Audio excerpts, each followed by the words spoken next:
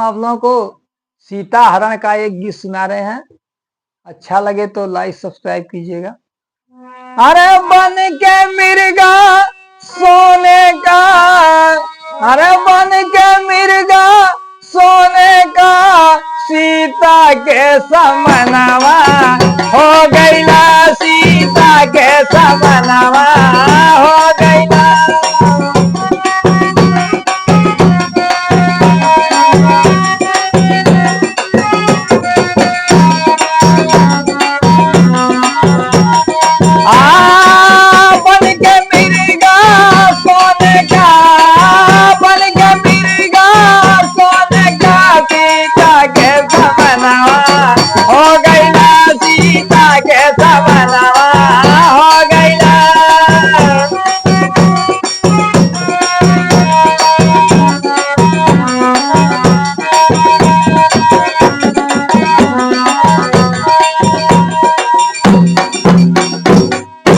अरे बन के मिर्गा सोने का, सीता के समनवा हो गईला। अरे लावापति हरिणा के पकड़, अरे लावापति हरिणा के पकड़, हमारा व्याकुल नया नवा हो गईला, हमारा व्याकुल नया नवा हो गईला।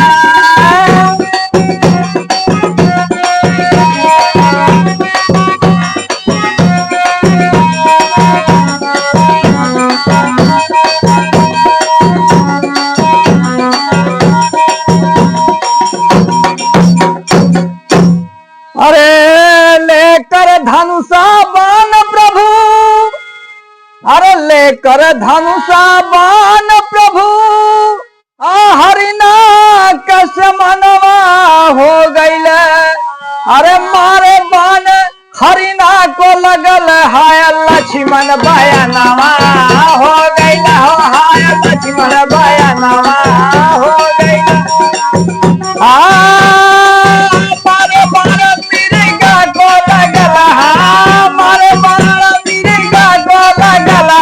लक्ष्मण बयानवा हो गईला, हो हाय लक्ष्मण बयानवा हो गईला।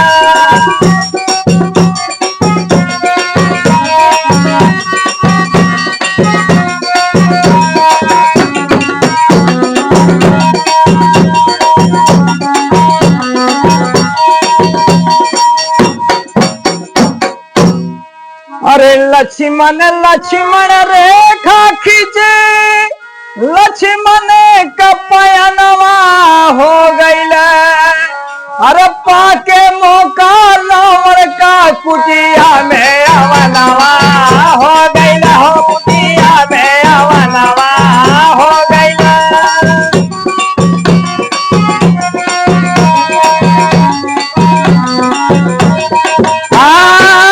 पाके मौका रावण का, अरे पाके मौका रावण का कुटिया में अवनवा हो गईला, कुटिया में अवनवा हो गईला।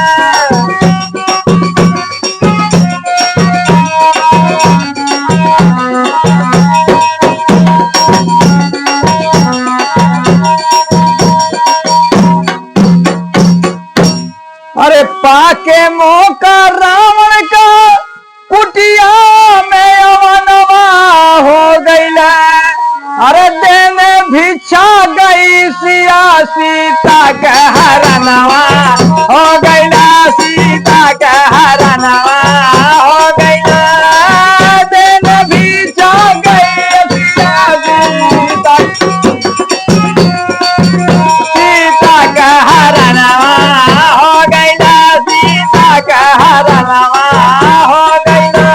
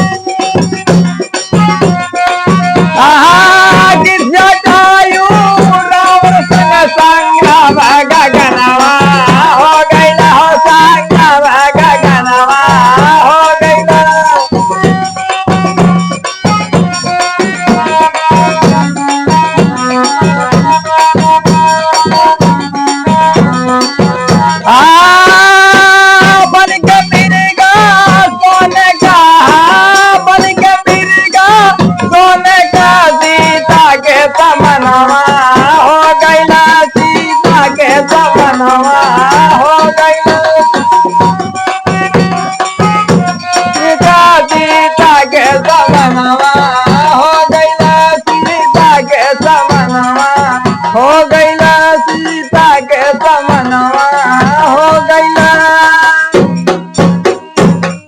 जय श्री राम।